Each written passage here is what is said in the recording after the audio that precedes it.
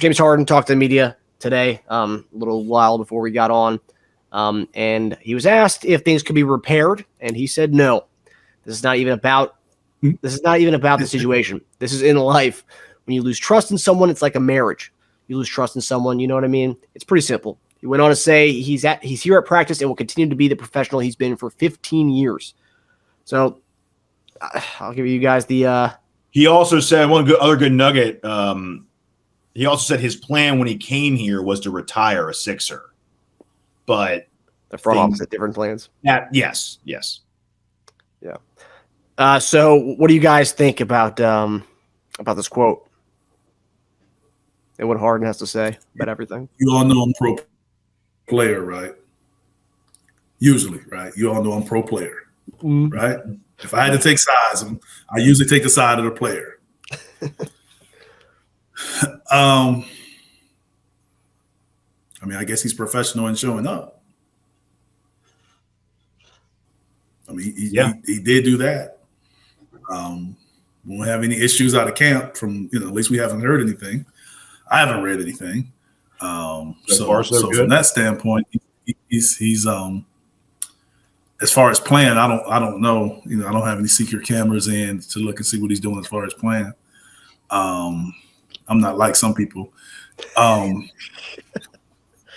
So I don't really, I guess he is professional from that standpoint.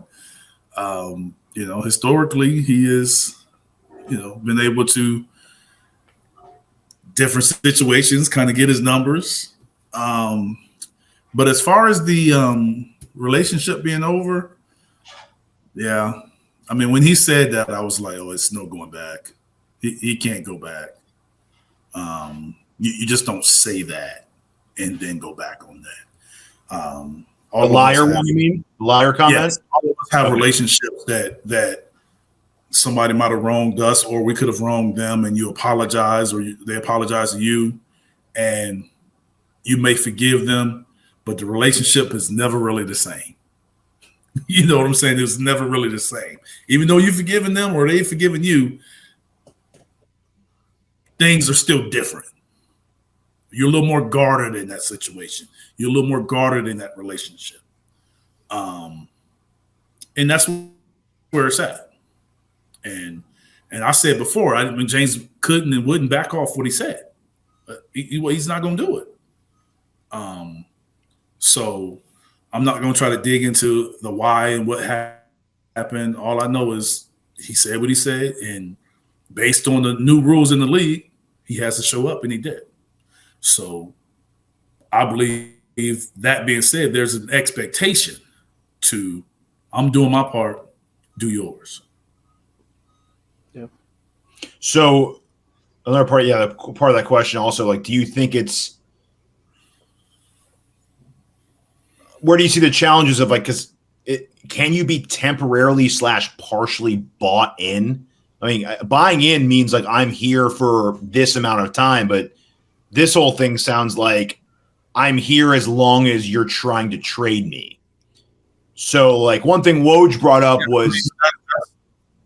Go ahead. You finish. Go ahead. I'm sorry. I was saying one thing Woj said was Harden's being good right now as a professional because it's understood that they're trying actively to get him out of there, but there are dead spots to trade talks, like he said, right? So, like, after maybe a week or two, like, they might cut off ties for like maybe a couple weeks. How is he going to do in those dead spots of a trade talk? We don't know. We really don't know. But the issue is what is James going to do? But what is the Sixers going to do? Like, you going to show him all this stuff and put it into your whole system? You're going to show him your whole system? You're going to include him and start him and play him the way you're going to play him if you want him to be there all year, if you're trying to move him? So that works both ways. Yeah. I get what you're saying. That's a really good question. But, yes, James got to buy in, but they have to buy in too. They can't make him feel like an outsider. Just like, he wants to. He can't feel like he's not a part of it. So a lot of times when that happens, people tend to only focus on the player buying in, but the team got to buy in too to that same player. So that takes a lot of professionalism from both sides. But players are able to do it, especially a player on James' talent status. They're able to do it. And I've said that. I Bleav I said it this summer. James Harden is good enough of a basketball. He's a good enough basketball player to put up numbers in a situation that's not necessarily going well as far as relationship wise, but he can still put up successful and really good numbers because of the talent that he is. I said that he can do that. I have no issue with James getting numbers. Now, from a relationship standpoint, and all of the locker room stuff, and I think when guys are on the basketball court, I think they can work well. But it's the locker room, the travel, and all of that, spending time with people, and then all of a sudden you start forming cliques, and cliques start separating. Like, that's my concern if you don't make a move. As a player, I'd love to ask you this too. I've been to ask you this for weeks. I keep forgetting. If you're going to have a problem as a player, if you're going to have a problem, what's the easiest to manage and navigate? Problem with another player on your team, a problem with your coach, or a problem with the GM? Say it again. Say your question again. What's the easiest to kind of navigate and manage as a player? A problem with another player, a problem with your coaching, or a problem with your management? So for me to manage, which one's easier? Yeah. Player's perspective, sure. I think that's sort of a tough question, because sometimes the managing usually takes something else, meaning like it's easier to manage a player if it's player management. But if it's coach player, that's a little more difficult. Mm. You know what I'm saying? Like for James, I think his issue is management.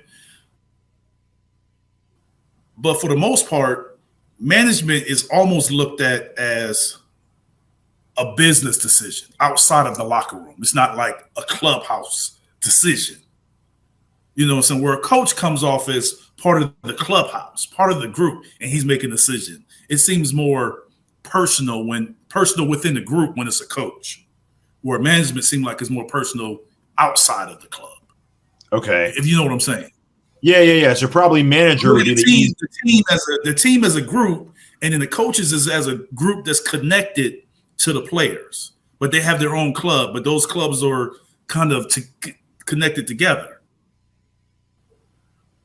Management is like there, and they're there, but you do so many things that you don't really feel like they're connected to as much, because they're more of, once your contract, everything is done, it's like they're there, but they're not really in the club. They're not really in the day-to-day.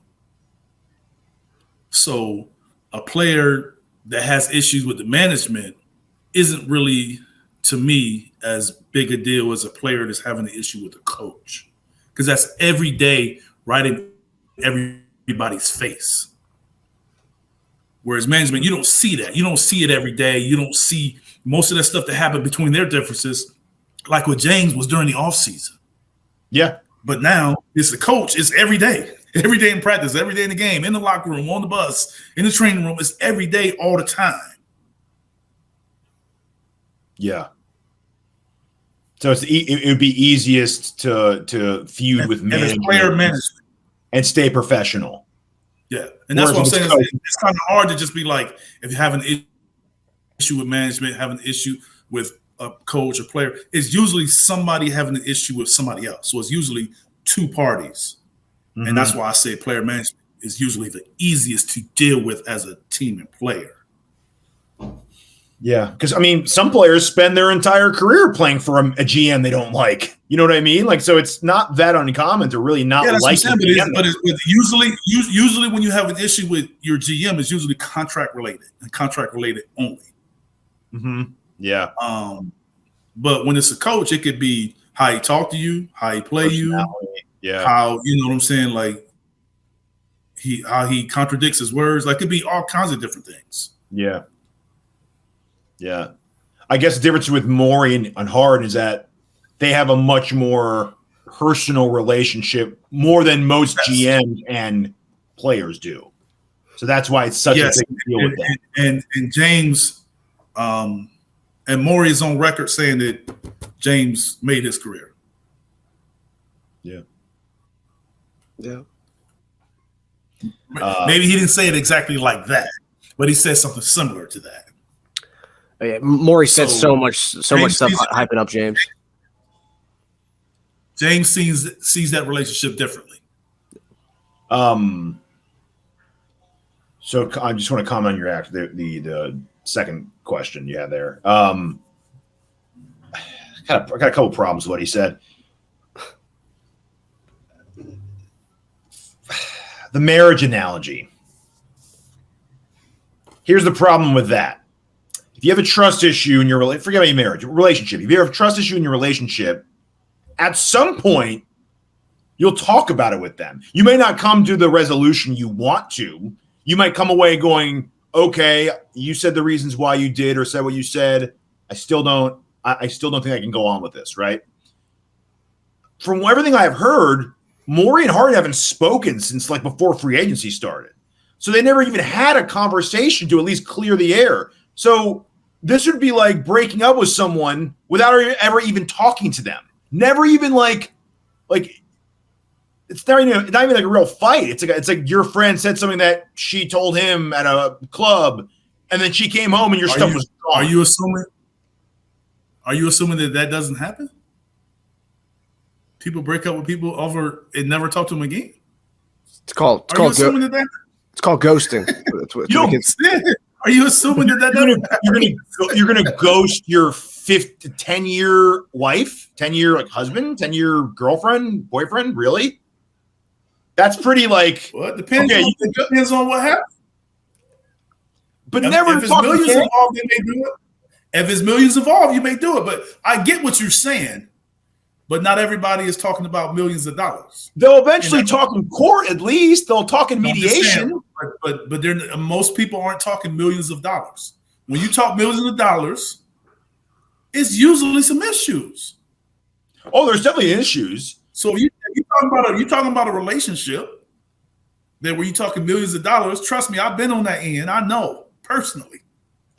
Yeah, people will act differently. And you will not want to talk to them people anymore. Ever. I know that personally. You can feel like that. But there are such things as like. But it comes down to someone that you felt, and I'm not saying this is James' situation. I'm just speaking on an experience and things that I know talking to other people in general.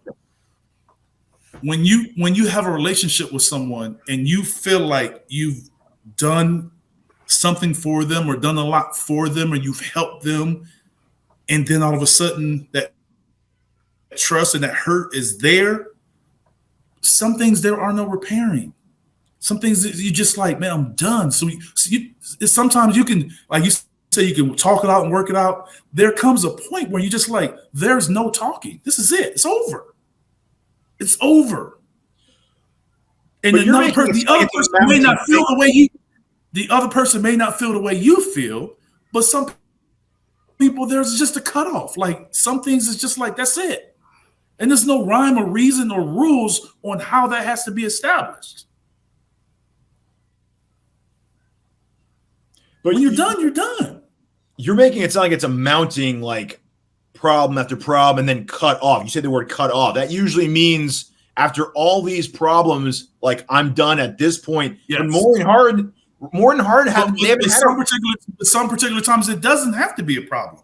It doesn't have to be previous problems. It could be something that you feel like this is what I stand on. And if this happened, I can't go backwards because this happened.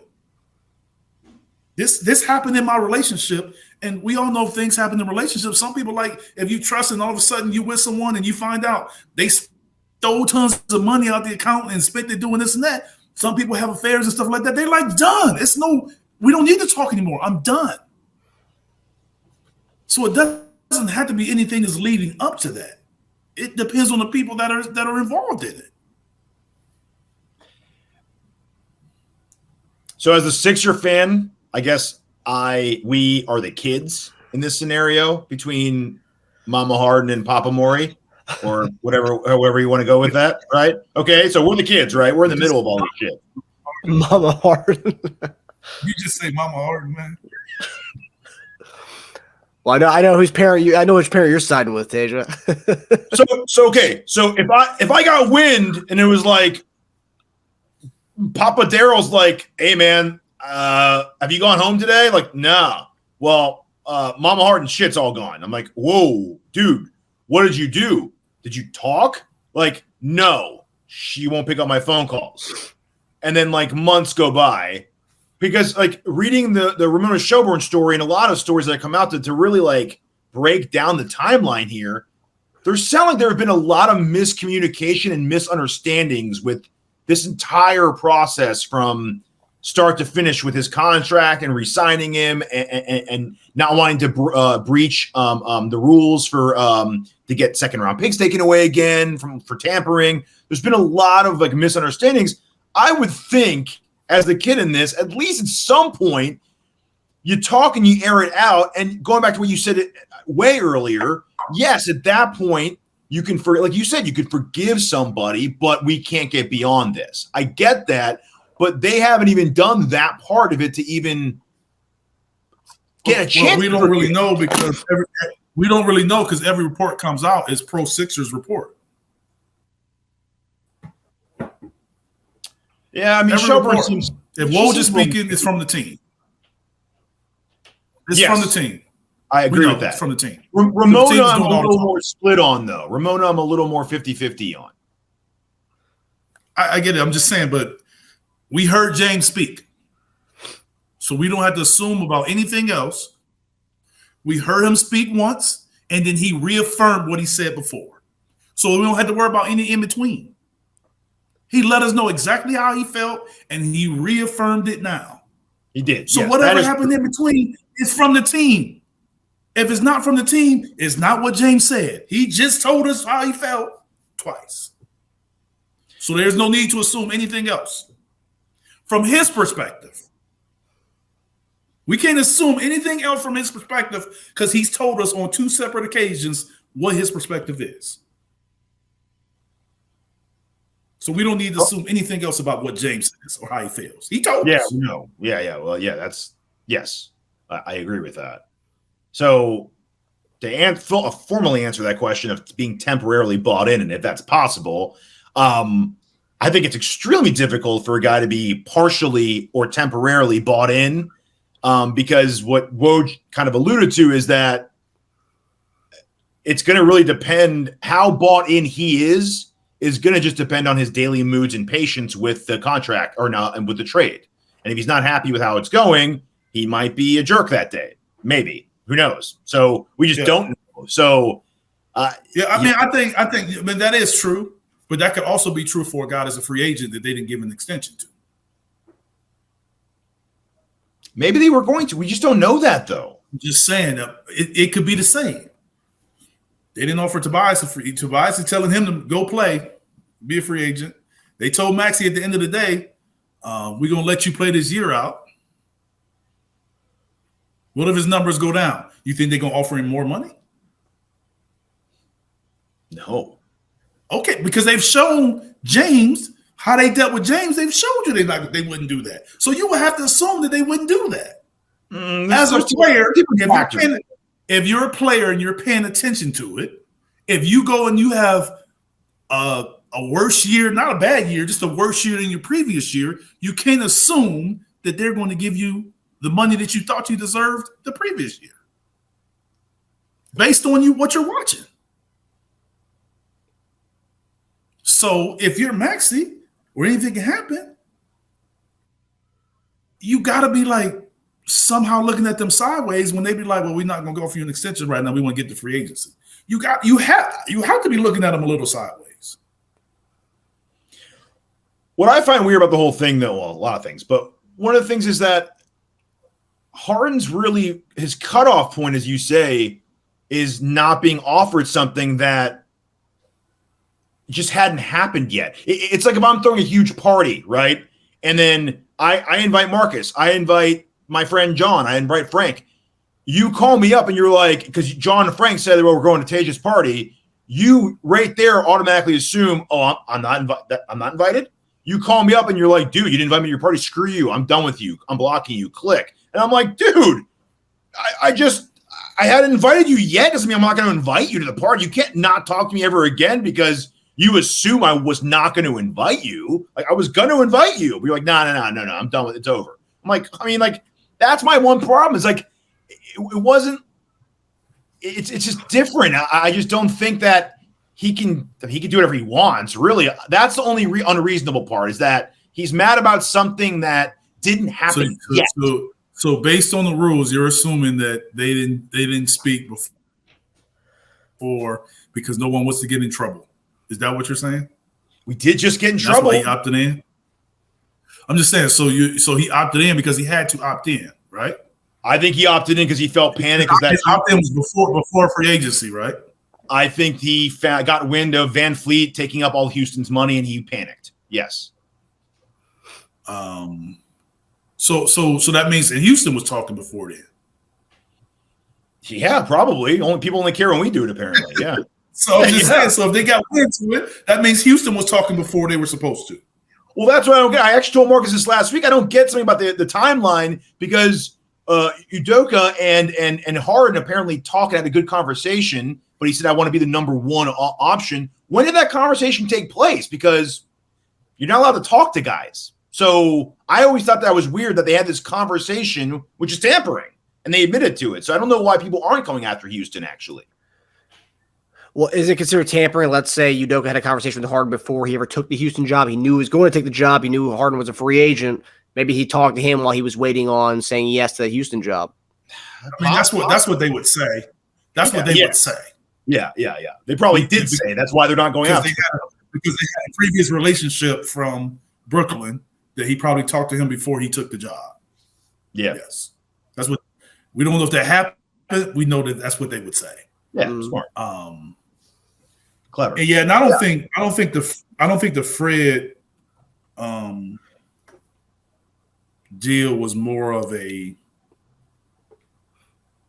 we want him over James. I thought it was more of we want a guy that's still willing to play without the ball.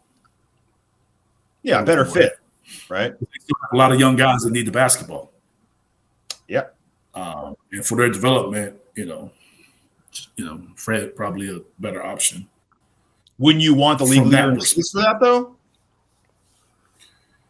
Well, it depends on how you're planning on using those young guys. That's what I'm trying to say. If they're catch and shoot guys, but if they're primary ball handlers, then no, it's going to stunt their growth. Yeah. Or you signing James to do something that he's not best at. Yeah. Yeah. It's weird. So I don't know. I do believe that somehow they had a relationship, and it was. I'm not sure we'll ever know the truth, because I think what everybody assumes would be considered right now illegal, and that's what everybody assumes. Handshake. So you can't say that right now. So, and I don't think they ever will right now. So we can keep on assuming that, and I think that's what leads us to thinking, well, what wouldn't happen? What happened? Or how did it get to this point?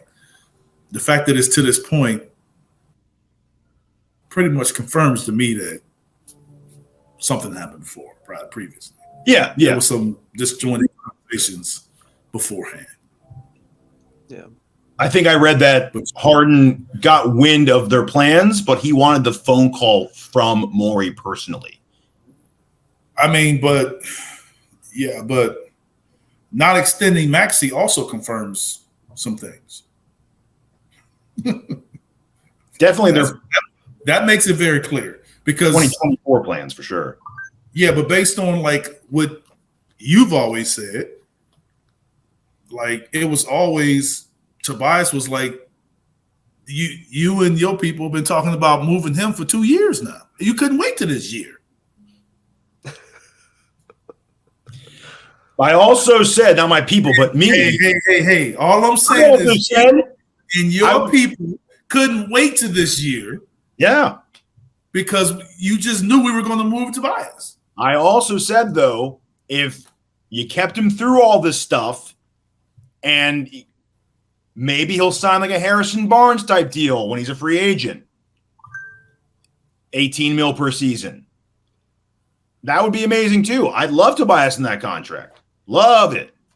And maybe he will. Maybe he will sign. Maybe they can talk him into signing a more team-friendly deal so they can get this guy and this guy signed. You long-term. Let's do it, baby. We'll see. Or he could be gone in 2 months. No one's shocked. I guess we'll have to wait for that ESPN documentary in 20 years at the end of Daryl Morey and James Harden's relationship.